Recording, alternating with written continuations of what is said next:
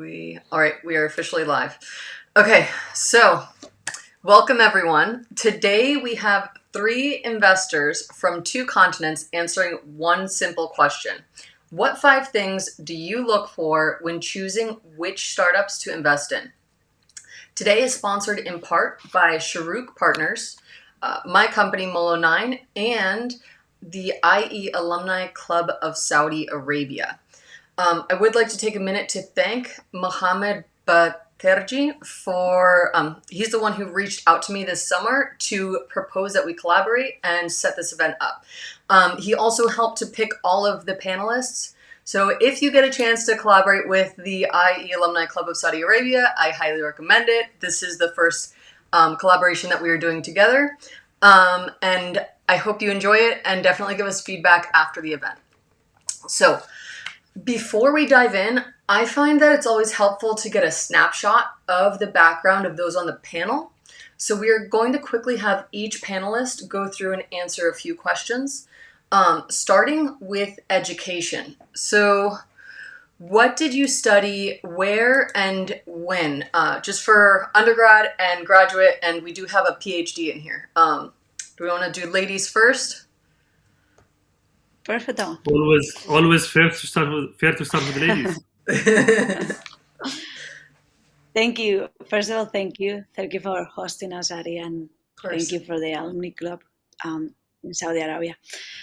So my background is I study architecture. I did my bachelor in Spain, my master in Norway of architecture, and then I did my MBA in Madrid in IE Business School. So it was pretty good, international, and it was pretty exciting. Yes. Dr. Faisal Al-Qadi, do you want to go next? Sure. Well, born and raised in Saudi Arabia, so welcome on behalf of the country. I did my bachelor's in the American University of Sharjah, which is in the United Arab Emirates. I think I'm the first or second batch back in the 90s. Then I did the MBA, the International MBA in IE, which was called Instituto de Empresa back then, in 2006. I've done also a little bit of the American University of Paris. Then I have fallen into the PhD trap by doing a dissertation, of course, on entrepreneurship, which was a passion of mine, and it was not a very well thought of career choice, but it was a passion I was and enjoyed it. So we should not follow your footsteps and get a PhD in entrepreneurship, is what you're saying. No, do it. Do it? Yeah. Okay. Yeah. No, do the business actually, but don't do the PhD. Okay. And Mohammed, do you want to give us a quick snapshot? Yeah, absolutely. So first of all, thank you, all of you, for having me. I'm not part of the IE, but I feel the privilege and feel the warm welcome. And thank you for the IE Saudi Alumni Club to offer this opportunity. So born and raised in Abu Dhabi, I'm from the UAE. I went to the Petroleum Institute for my undergrad, where I did mechanical engineering. Now that institution is part of a bigger institution called Khalifa University. And I went and did my MBA at Stanford Business School in California, which is a phenomenal place to be in. Very nice. But here I am back to the UAE. You're getting some thumbs up. I don't know if you can see them coming from the bottom corner, but I guess we have a Stanford alumni that's tuning in right now. The cardinal love. No, it's Should we allow that in the alumni club? No, I don't know. Okay, so what was the first startup you ever invested in? Why did you choose it? And was it a success or a life lesson? And if you can't name the specific startup for confidentiality reasons, just tell us like the industry. But how do you want to go? Oh, I think, do we want to just stay with that order? Yeah. Okay. Perfect. So we invested in a couple of years ago. One of the first one, we invested in a e-commerce tech company. It was a startup. We actually invested in Series C, or pre-seed almost, just at the beginning, and it ended up in NASDAQ, so it was a good investment. The good lesson I learned, and I think it was what we follow, we always follow in our investment strategy, is that we actually started this company with the founders in our kitchen. So it was pretty exciting.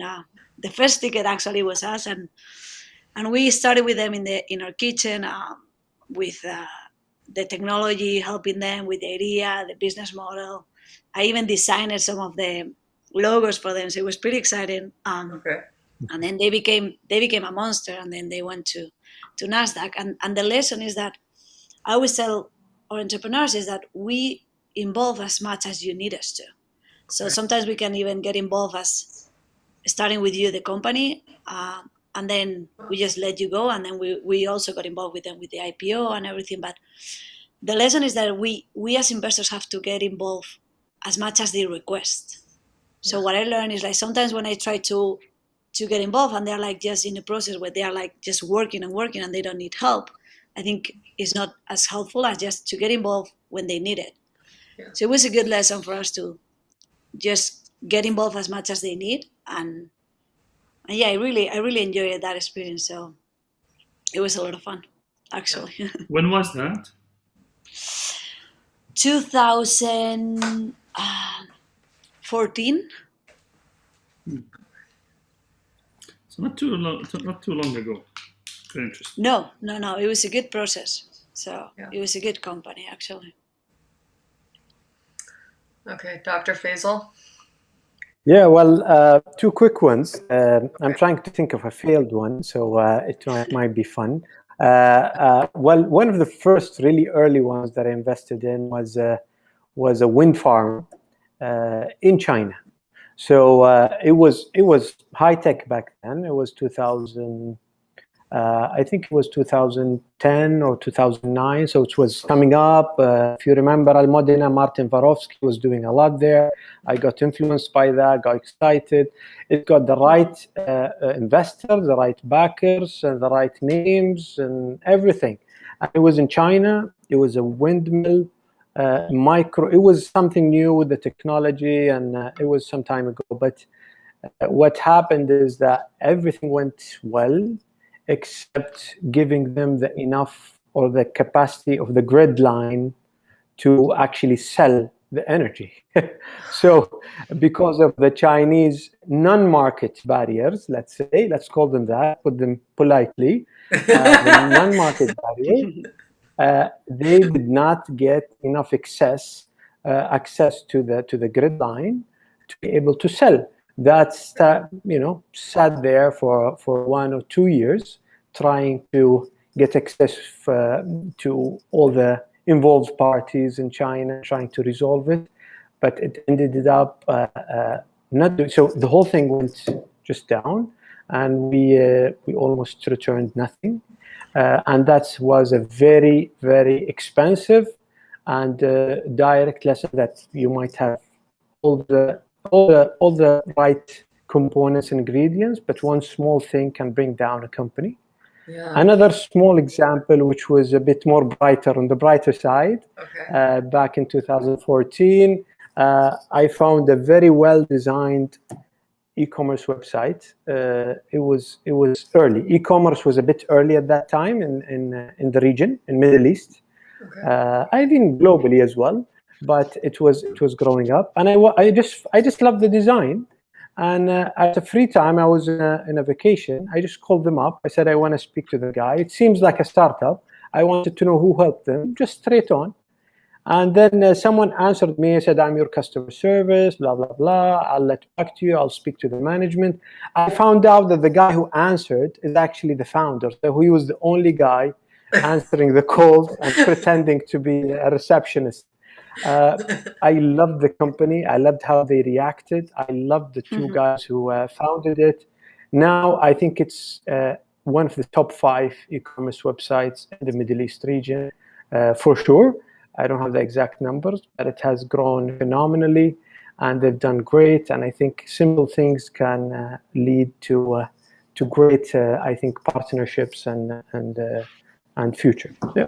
Absolutely. And Muhammad Adi. Those are inspiring stories. I'll share mine. One of the first investment that I have done in a company called Pure Harvest. So Pure Harvest, I met essentially through the Stanford network, two other Stanford alums, and they were essentially kind of pitching me the opportunity, and I was like very much sold in the opportunity. Have kind of grown in the region. It's solving kind of food security and growing fresh produce in the harsh environment, right? So I was too sold on the company that I invested, but not only invested, joined the company, co-founded the company with them. Like it was literally taking that company from a pitch deck, from some drawings to today.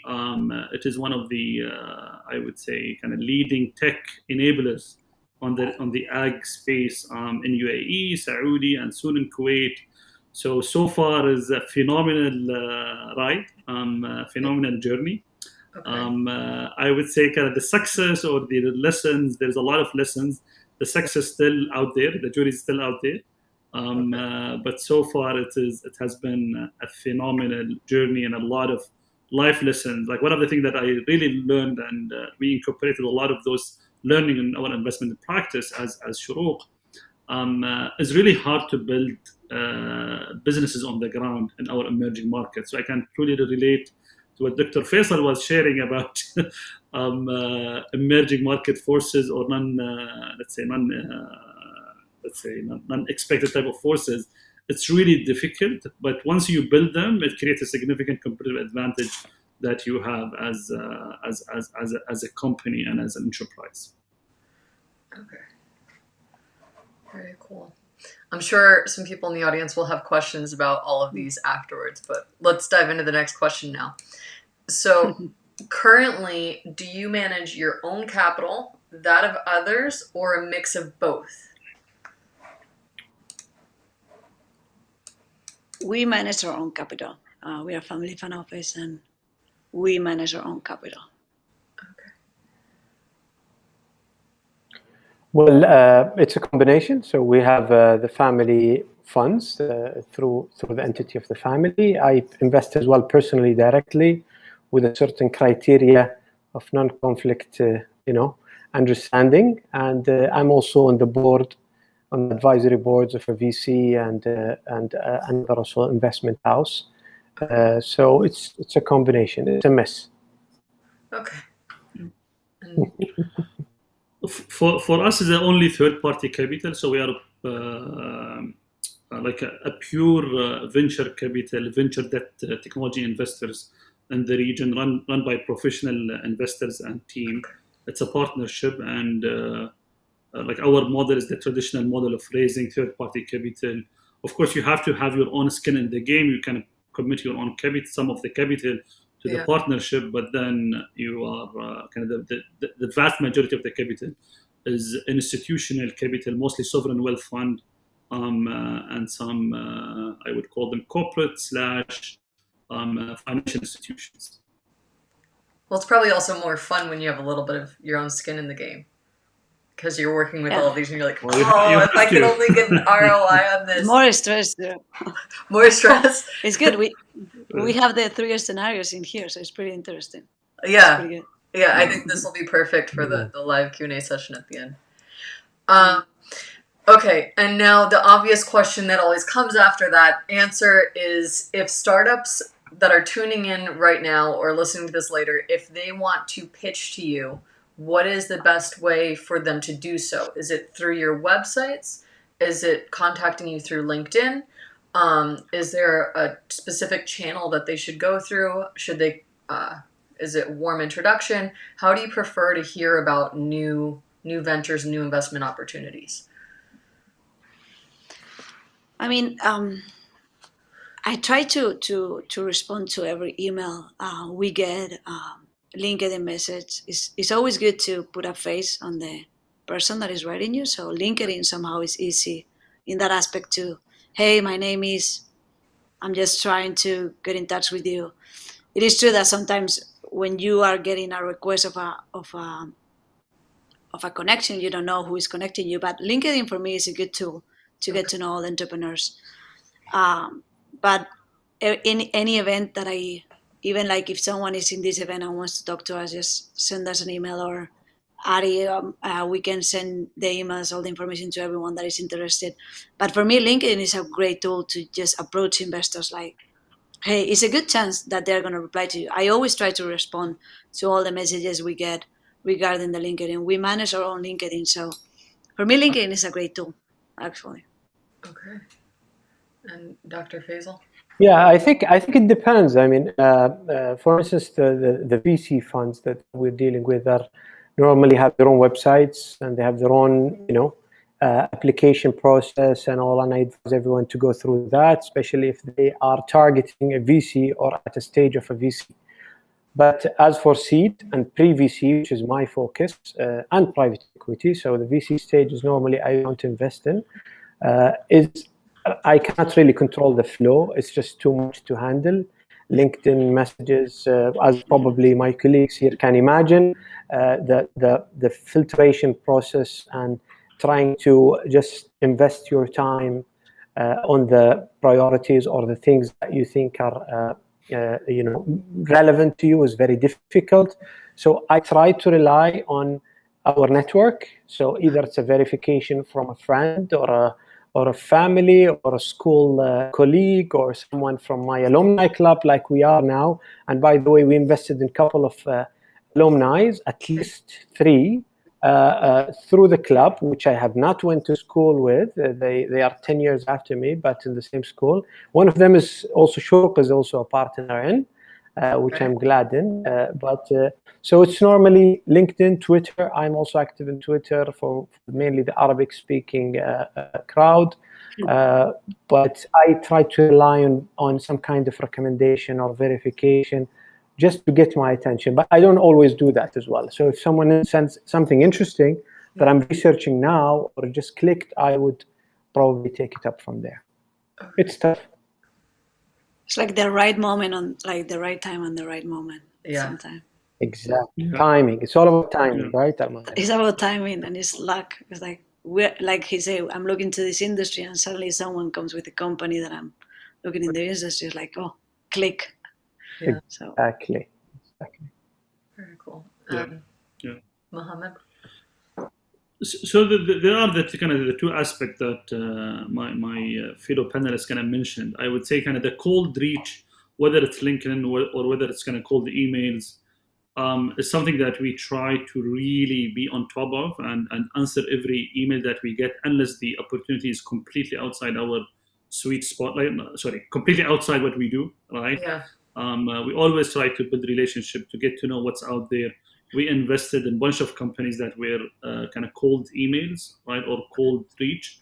Mm-hmm. However, I would, and this is one of the things that I learned in the time that I spent in the Valley. There is nothing better than warm referral, right? And the warm referral is not about like I do take recommendation from someone. Of course, that gives me a little bit of like a nice opportunity. But also, it does give me a kind of flavor that person who want to talk to me have done their homework and they have known who is, like today we are very connected as communities, right? Like everyone is at probably maximum 3 degrees of separation. I don't think, I can't imagine why that would be the case. Mostly it's 2 degrees of separation. So if the person is not doing their homework of figuring out who is in between and who would sort of kind of just put us in touch, then you also like question, like, do you actually have the kind of the grit and the energy to kind of mind their network and put the effort, right? So it is honestly, it's not about, oh, I have this friend in the VC. It's about them doing the homework, and all the entrepreneurs have access to the investor, like in this world. It's not like 10 years ago where it was very small, close community. Yeah. No, absolutely, that makes sense. Alma, did you have something you wanted to say? No, I totally agree with what he said. Yeah. All right. So the big question that we are all here for right now. what 5 things do you look for when choosing which startups to invest in? If you don't have all 5 off the top of your head, I'm thinking this could be like a little bit of a ping pong thing. If you want to list like 3 and then someone else, that's good. Yeah, jumps in, then you remember what your other 2 are or something like that. But handing the mic over to you guys. I actually I was thinking of this question earlier today, and then it's interesting because I had a great teacher at the business school actually, that she was teaching us about how to analyze companies as venture capital, and she was like, always look for 5 things and analyze those 5 things. And then I came to my like, oh, it's good, but that's cheating. I'll start. That's cheating, Almudena. That's it. I know. I'm sorry. So I'm just gonna say 1, and then I'll let the rest for you. But I think for me, wait. Which professor was it? Path Ambrosi. Yes, She was a great, Path Ambrosi. amazing teacher. Venture capital. Oh yeah, she's great. So I don't know if she's listening to us, but Path, we love you. Yes, we do. So I look at, I mean, it sounds utopic, but the team for me is so important, because at some point, like, if I see that the team is passionate and is the right people, and these people is going to take the company to the next levels that we all investors are looking for, because investors, we're kind of betting on you. We're trusting your criteria, and that you're going to be the person in charge to do what you want to do with your company. So for me, the team is probably one of the most interesting things, because it's not only about having feeling with the person that you're going to put your money in. It's also about seeing them capable enough to take the company to the next levels. Yeah. Because if the founders team at some point leaves the company or is not working, then it's so complicated that the company's going to. So for me, the team, I don't know if you do that, but I try to, first thing I do, the first calls I have with companies that we are in due diligence is like, just have a call with the team. They're like, oh, do you want me to present my deck? I'm like, no, I just want to talk to you. I just want to know, why are you doing this? What is your background? Why do you choose to start this company? And then I will look at the deck with time and on my computer on my own. But for me, the team, I would say, is definitely top 5 of things that we look into. Would you guys put it as one of your top 5 as well? Yeah, absolutely. Yeah. And I'm keeping a tally so we make sure that everyone answers 5. Okay. Does someone want to throw a second one out there? Well, it's an interesting question. Normally, you get a lot of what are the best businesses, or what are the best trades, or who are the entrepreneurs, or whatever. It's a bit different. It says what 5 things do you look for when choosing which startup to invest in. So I think it's a personal question, right? It's not a public thing. It should not be a generalization for everyone, and that's how I treated it. So I actually sat and I thought about it. This is not Elon Musk. It's not Jeff Bezos. It's just Faisal, simple Faisal in Arabia. And this is what I look for personally. It might be a criteria that someone else might relate to, or it might not work for them. So the first thing that I would look for when I invest in startups is actually not the startup, but my own portfolio. So that's the first question. Okay. Where do I want to go? What industries, what countries, what type of risk, what level of internal leverage do I have? Where do I want to be? Where do I would refrain from going into? And this is really my first criteria before actually going into the startups themselves. So I think it's an internal thing that you have to look into. You have to focus on a certain industries. You want to have the right mix. So for me, that's that number 1 that came up. Team, of course, is Almudena, and so I think it will show up in every list. A team is very important. What I would like to just add to what Almudena said is that the teams, you want to sense the agility in the team more than anything else, right? Nobody expected COVID, but you want a team that might, work with COVID, do something with COVID, not just give up in the first instance. You want also a team that's compatible. I had 2 weeks ago, I had a presentation, a pitch that came in my office, fantastic guys, great venture, but they were all mechanical engineers. I mean, come on, like four people, all mechanical engineers. So I'm like, this is not a complementary team. It's just will make things worse. Everyone individually is a great asset, but together I think you will create problems as one lot. So the decision-making process is key. Normally, I try to, confuse them or throw, stupid stuff at them, whatever. I want to see how do they relate, what kind of decision-making, some kind of quick, like fast dating or something to know what kind of person is that. Number 3, I actually wrote them down. I don't think anyone did, but number 3 is, I did. yeah, it's just a couple. Yeah, okay, great. Just only IE, guys. Only IE. I don't try it. That's it in the back. That's his 5 things. It is. Those are 2. Number 3 is my understanding of the opportunity and the gap and the proposed solution, the bridge. You cannot imagine. A lot of VCs, a lot of startups, a lot of seed investors, whatever, angel investors, they invest in stuff they don't know anything about. Yeah. They just feel it's a good thing. They just go with the flow. It's a FOMO thing. I try to be strict in that, and I try to understand what I'm doing. If I don't understand it, I don't invest in it. Yeah.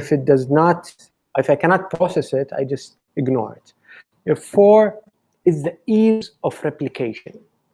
I would call it the virtual barrier of entry. It's not really a barrier of entry. Is it easy to replicate? Is it something that anyone can copy? Anything, is it something that's, easily replicated? That's key to me. I don't think you can stop anyone from copying any idea, but I would say that the ease of replication is a worry to me, and it's a risk. So I think about that all the time, and with all businesses.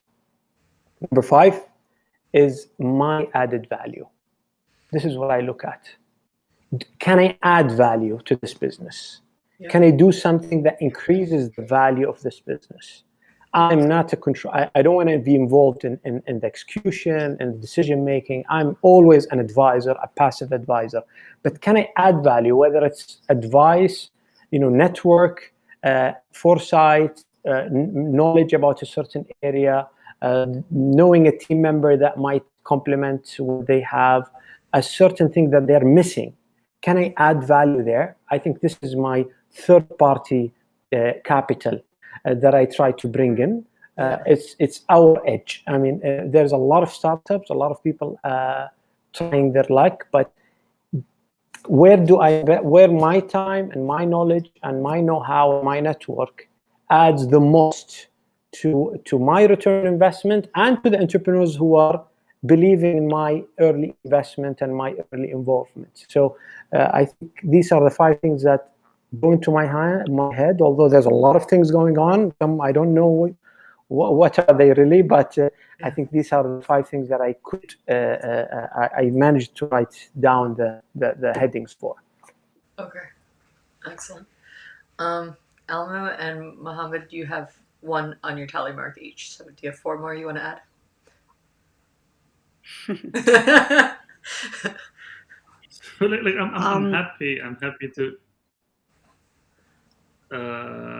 I'm happy to start with one that was not mentioned, which is like really important for us when we evaluate any opportunity. Like, how big is the market size? How big is the opportunity? Yeah. Right? At the end of the day, like especially in venture capital, right?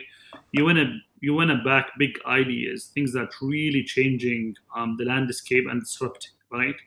Now, the challenge with that is most of the time you don't know what is the market opportunity, but can you articulate and can you really have a feeling, if you kind of fast forward to the future, that this will be a big sort of kind of a business, right? Yeah. And what does that mean is, are the trends are there enough sort of kind of tailwind that are happening to accelerate the adoption of such kind of technology or such a business model? right? So we focus a lot on figuring out, right? It's not rocket science, but it is a lot of trying to articulate what need to hold true for something like this, and what we call it at Shorooq is the critical assumptions. What are the critical assumptions for our thesis for this market opportunity to be large enough, right? Because again, if you're backing a disruptor today, it means they're starting small and disrupting something big, right? If they're already there, it's already late, too late, right? So you need to have or develop internal conviction on how certain you project the future. So that's one of the top, like I would say, on the list. On the team side, like I don't want to sound repetitive, but there is two things that we care a lot about in the team when we look at the team, and this is more just to kind of give another flavor for our audience. So number one is what we fundamentally believe at Shorooq, right? At the end of the day, whatever the team present today is just one way of getting to the solution, and it's the only way that will never happen, right? That's the fact that I know today, right? What's gonna happen in reality is everything else that they did not tell me about, right? So the essential, especially as an early stage investor, I'm backing their ability to navigate the forest or navigate the market forces that they are going to go out and sort of kind of play with or navigate, right? Or essentially do the A/B testing and all of those stuff that we talk about. So I need to have a conviction that they have the ability to think through rationally and respond in a quick, agile way to solve for that problem. So that's one, as really key thing that we think about from team perspective. The other angle from team, like we all look for amazing teams and all the compatibility, the like all those things are amazing, but also we always challenge ourselves not to be short-sighted that I want to back a team that I like, right? Because that is essentially I am limiting myself to my own biases, right? I want to back a team that has the courage to challenge the status quo. And people who are going to disrupt and going to challenge the status quo are not necessarily people who are, it's not like I'm saying normal, right? They are different in their own way. And I need to embrace, right, as an investor, that those are different people, right? They have different aspiration. Otherwise, they would be like they would be employee in a job, right? So like someone who just listen to what I say does not necessarily mean good. But like at the same time, they need to be coachable, right? So there is a lot. So it is quite delicate when we think about the team, right? And it is not to say that I'm gonna only back the people I get along with. No, I wanna see that they kind of that setup as a team with embracing who they are and values that they kind of carry and the thing that they care about by themselves will be able to carry forward, right? So those are the kind of two top things that I have on my list, but I'm happy to carry on. I don't want to steal this conversation. So we can have it as a big bong style, as you suggested, if you want. Almu, do you want to? No, I think we name the three of us things that are pretty important. And regarding the market, I totally agree with you. And I think it's not only about how big the market is. We also try to respond if the market is ready. Because sometimes we see many things that are ahead of the market or the people is not ready to get to that product. So we try to be like, hey, is the market ready for this type of solution? So of course we cannot prevent the future. We cannot say how the future is going to react, but we try to analyze how the market is behaving these days and how can evolve. So we believe it's not about being the first one, which is really important, being the first one, but it's about being the first one in the right moment on the market. So we hear many stories about how Uber was not the first one, or how Facebook was not the first one, and you in that example you see they just were there in the right moment. So we really like at the market the way you do, but also is the market ready? And if I would have to name another thing that it has not been named, is we really care about the impact of the ideas that are presented to us. What is going to be the impact on society?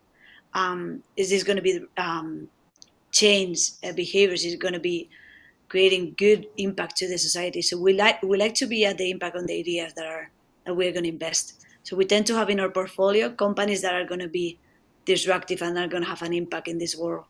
So yeah, that's probably one of the other things we look that it has not been listed here. But I think we touch almost all the topics that we look at when looking at the company, and of course, like they say, it's totally different depending on the company and totally different depending on the person. So it's not like a book of instruction that you have to follow.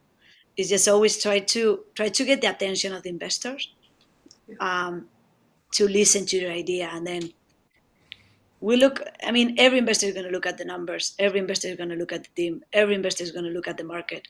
Of course, there are things that it needs to be on your deck, but of course, you need to get the attention for them to listen to you. Okay. Anyone want to add any closing comments? Otherwise, we're going to open it up to questions from the audience. I'm happy to jump in. Just like two quick ones. I think probably more of kind of rephrasing some of the stuff that have been said. We do definitely look at the technology and the product.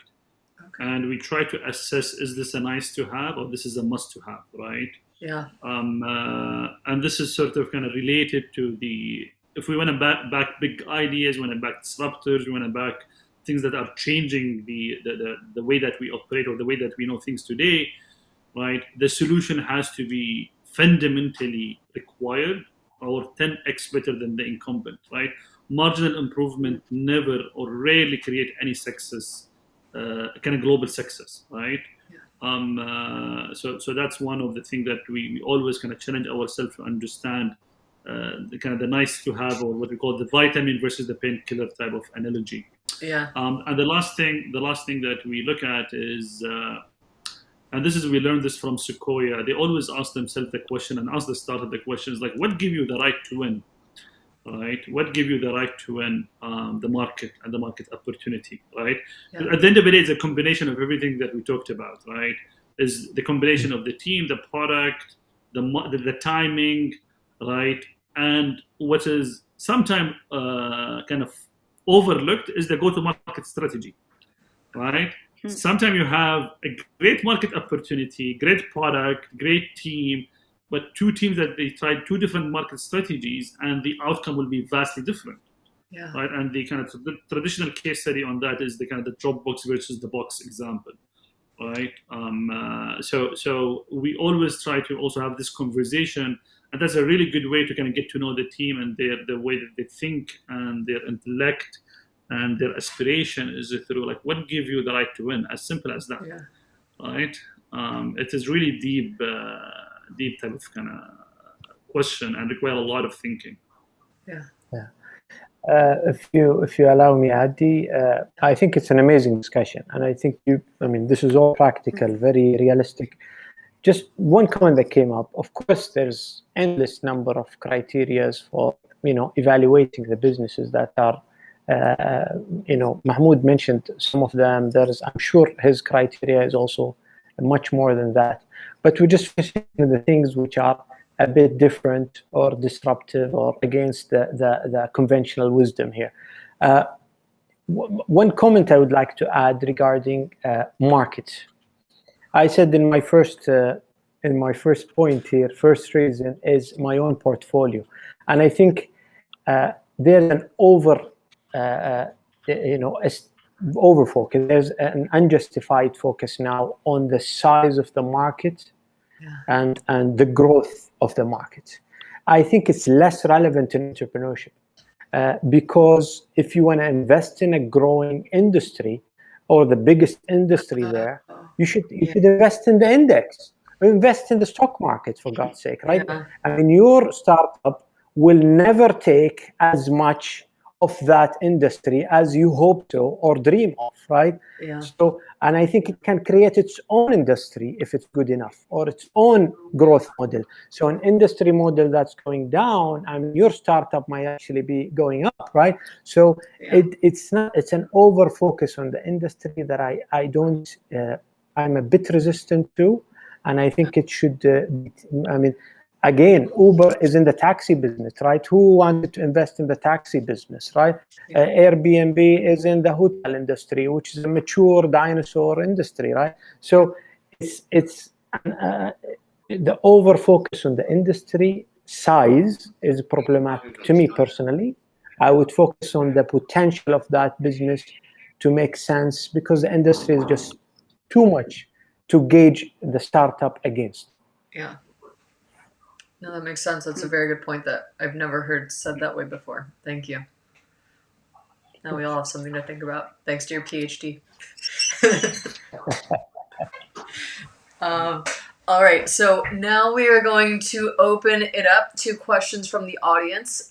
You can ask questions in two ways. You can drop them into the comments section of this YouTube video, or you can send them to me via Telegram. Yeah, my daughter put a unicorn sticker on here. You can send them to me via Telegram, either the IE Alumni Entrepreneurs Global Telegram channel, or you can send them to me directly on Telegram. Okay, so we already have our first question in.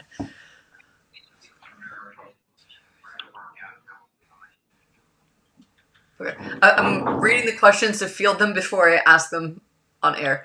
All right, so this one says, what is the company that you have invested in recently, and you think that it has great potential? What does it do, and why do you think it has great potential? We recently invested in an NFT video game company, which is a pretty exciting industry. Yeah. I think the team, I'm in love with the team, with the founder team. They're great. They have a great background, and it's something like everyone is talking about NFTs and video games. So hopefully, if they do it right, I think it's going to be a great company, and the video game is going to boom at some point. So I'm really proud of that one. Okay. Al Medina is hardcore into crypto and all of that stuff. That's the technology of the future. That I'm just a geek. I'm just curious, like Ari. So we just like to talk about everything that is on the news. Yeah, that's actually how we bonded first. Was I think over crypto. There's a crash. Quick, buy in. We should talk offline then. We could do another panel. What are 5 things you look for when choosing crypto? We do another panel. Yes. But that's pretty complicated how to advise that, actually. It's a different topic, but it's complicated. But yeah, that was one of our latest investments. Okay. What about you guys? Well, personally, I don't publicly publish my investments, my personal investments. I keep them I like to be a bit private about most of them. But 2 interesting ones which we might talk about today is one which we have co-invested with Shorooq. I was very happy to see them on that, which is Omet, and I would leave that for Mahmoud to speak about. And but also I want to speak about Envigo.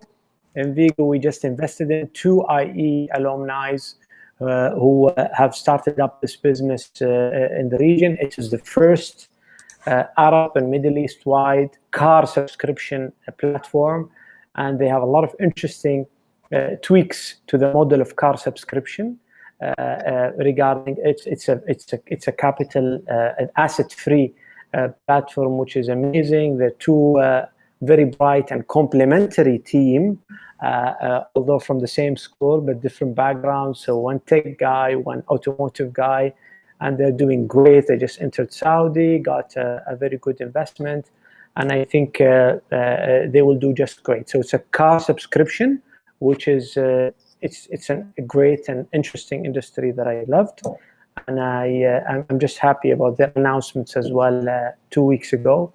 Invigo, INVYGO. Okay. Awesome. We have other questions, so yeah, let's hear your answer to that one. We have a few more.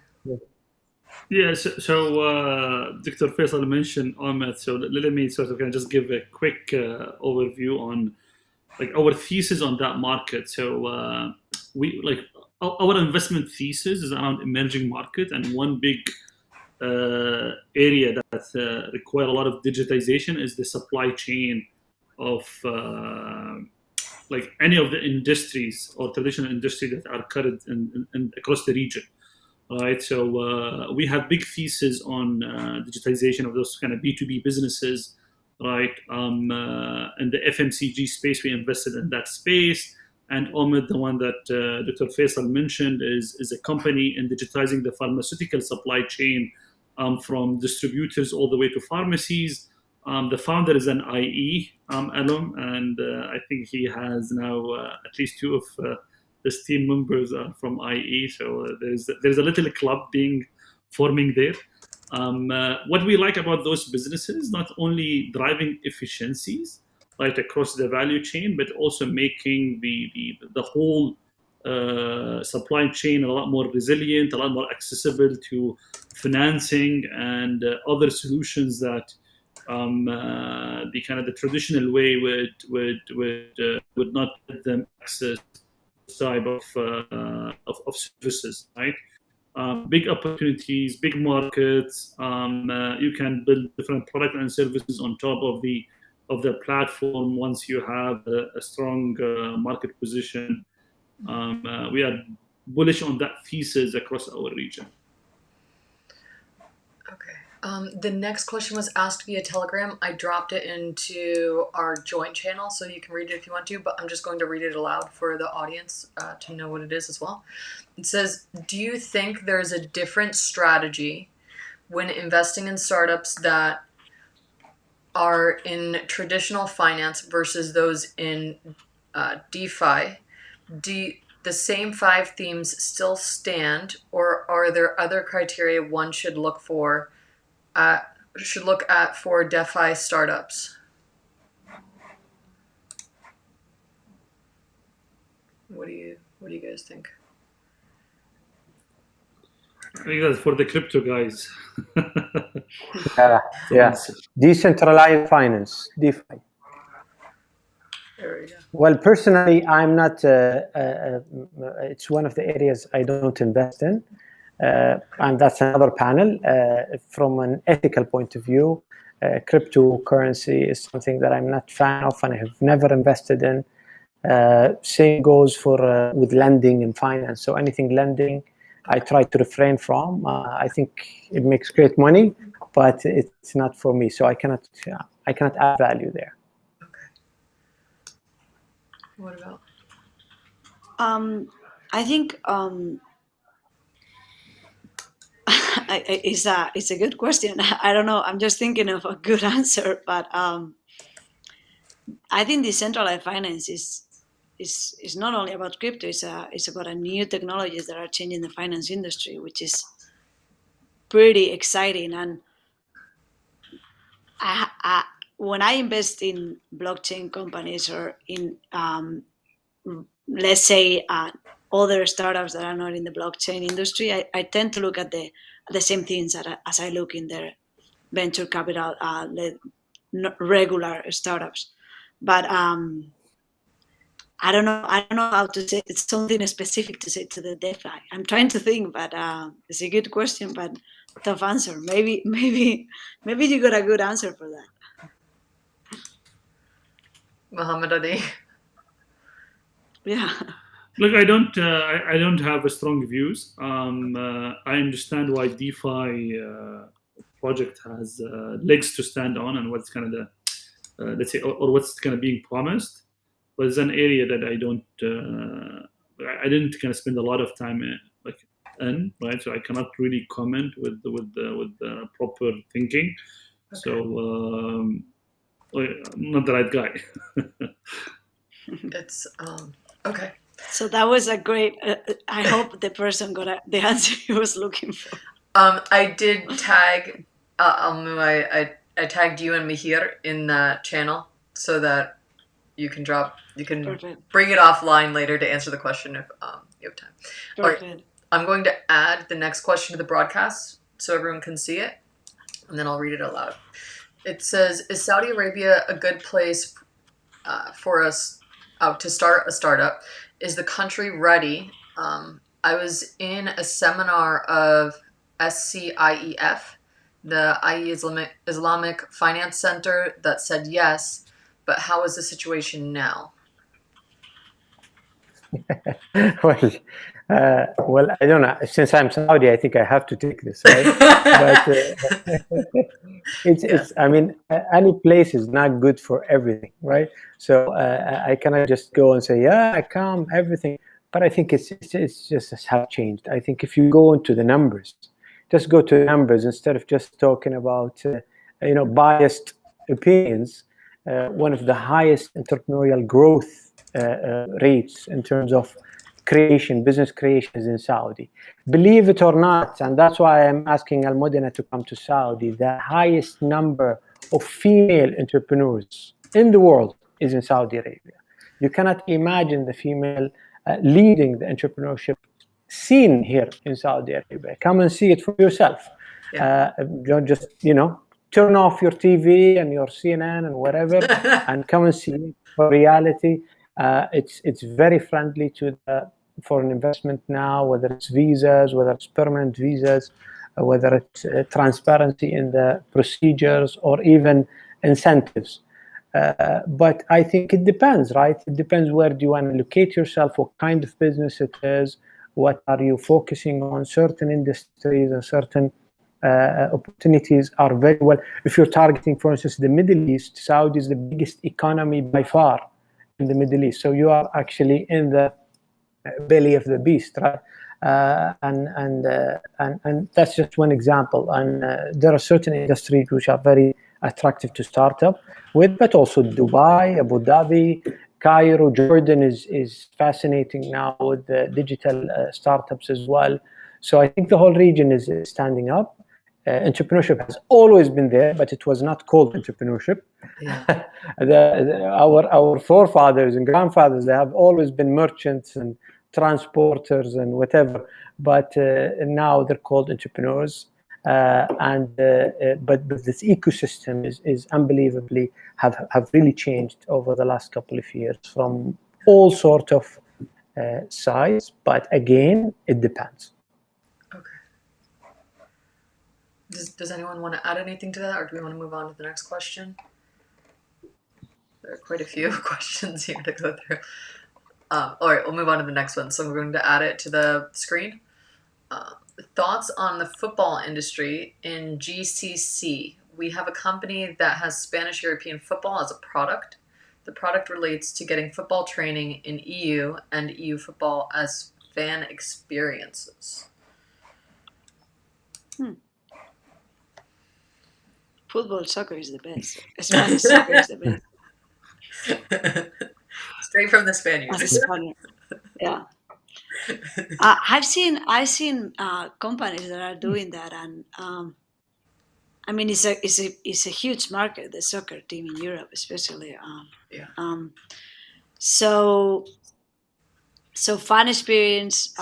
There are many companies trying to do things with the fan experience, also with blockchain, which is pretty interesting. For example, Socios.com is doing great things with the fan experience. Mm-hmm. I mean, thoughts on the football industry, good market. I need to understand the solution you're proposing, and I think it's a very populated market with a big audience. So, and the only thing I would say is like it has really big players already on it. So I would like to see how a startup can actually get into the football industry. It will be really interesting how a startup can get into the football industry and get a spot of that market. So it's interesting. I will listen. I will actually like it to know what is your solution, Nikhil. Yeah. So Nikhil, if you're still listening, if you could drop your pitch deck into the IE Alumni Venture Capital and Private Equity Group, Almudina might be able to give you a little bit more feedback. Yeah, well, I think he added me on LinkedIn. LinkedIn already? There we go. So Boom. happy to see it. Okay, so this one goes back to, I think you gents already mentioned it, the emotional dimension when looking at which startups to invest in.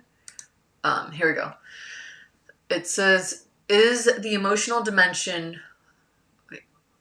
the emotional dimension can impact your decision to invest in certain markets, and how do you manage it? So I'm happy to take that, because this is actually one of the things that we do have part of our when we kind of think about the team and their capabilities and how strong the team is. We do look at the emotional and the soft side of the founding team, right? We believe that the entrepreneurship journey is very lonely, and people go through a lot of ups and downs, probably more downs than ups, before they start to see a lot of ups, right? And the successful ones, right? And how they can manage their emotion, right? And being objective and the way that they do decision making, right, is really important for their longevity as founders. Mm-hmm. Right. So we look. It is an area that I'm passionate about as well. Right. The emotional side, the psychology of the entrepreneurs, what sort of kind of drive, motivate entrepreneurs. Right. They have to be. There has to be. By definition, because they have passion, they have a strong emotional side, but also that has to be balanced in the way that they are conducting their business. So we do take that into consideration in our evaluation. Okay. Does anyone want to add to that, or should we jump on to the next question?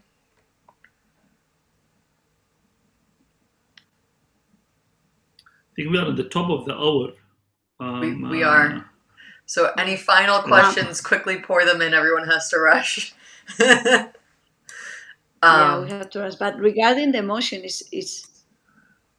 is a good question. How can you let past your feeling like this company is going to work, but suddenly you see that the numbers are not matching? So that's a tough thing to do. Like, I really like the team, but I don't see the numbers. So the emotions play a complicated role in that aspect. So you have to be, sometimes you just have to take a deep breath and step back and be like, okay, how can I actually help them to get to the numbers? But maybe they are not ready now for investment. Or so emotions are pretty complicated.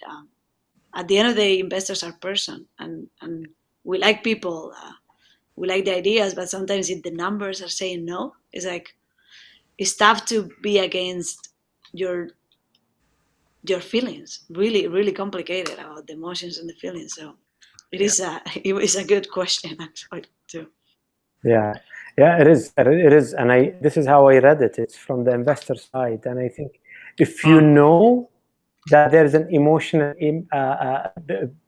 factor playing a part, you can easily isolate it. But normally you don't, right? Yeah. So so it is very difficult to separate it.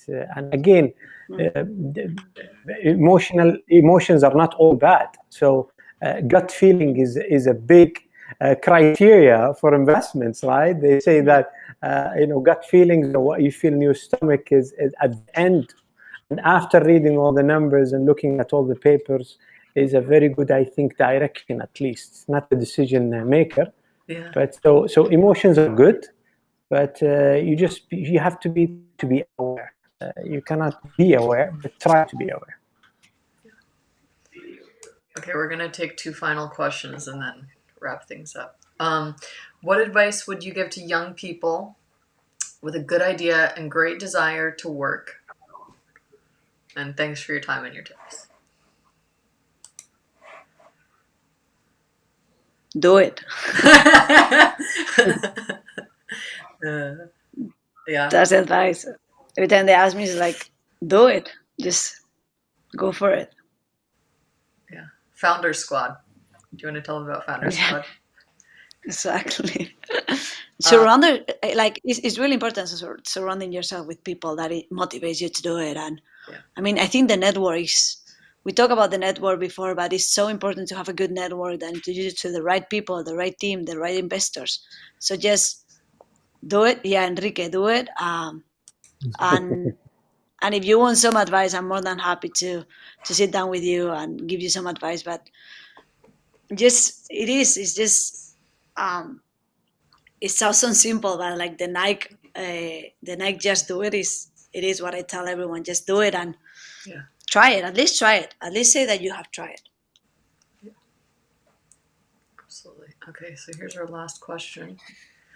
Any other questions, you can drop them into Telegram, and we do have VCs who are active in the IE Alumni Telegram chat who would be happy to answer your questions offline later.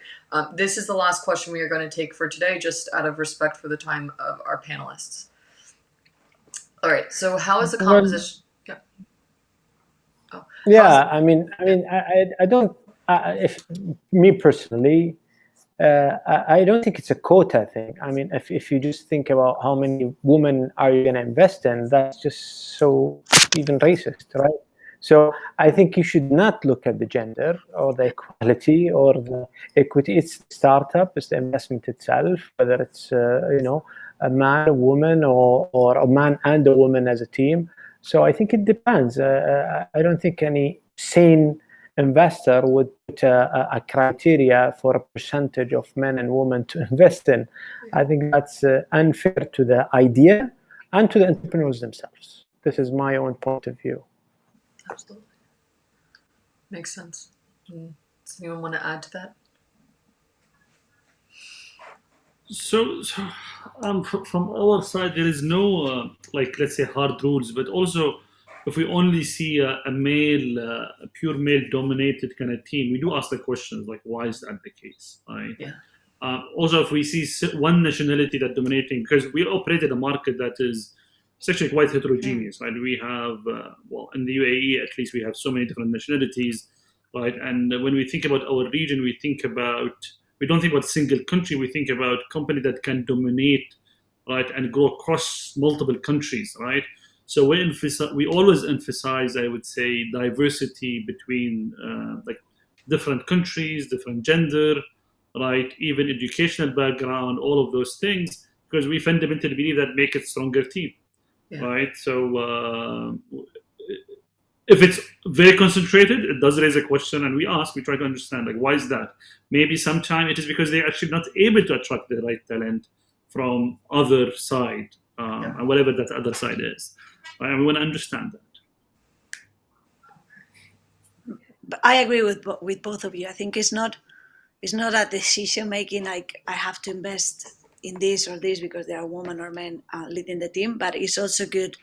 The more diversified is the team with anything, education, gender, nationality, the better for like the markets and the technologies and the company and the industry. So I think we tend to look at the area and the right team, which is the more diversified, the better. Yeah. Awesome. All right. Well, thank you everyone for your time. And again, today was sponsored by the IE Alumni Club of Saudi Arabia, Shorooq Partners, and my company Molo 9. If you would like to collaborate on an event like this in the future, you can reach out to myself or Mohammed Baterji. Sorry, my Arabic pronunciations are horrific. But thank you everyone for joining us, and this will live on YouTube, and we will also scrape the audio and add it to a few other channels, so you can tune in to the video or the audio later on. Thank you again to all of our guests. I appreciate you guys coming on to answer all of our questions. And we will see you all back online. I will add everybody's LinkedIn to the show notes so you can follow them on LinkedIn and see what they are up to. Until next time, bye. Thank you.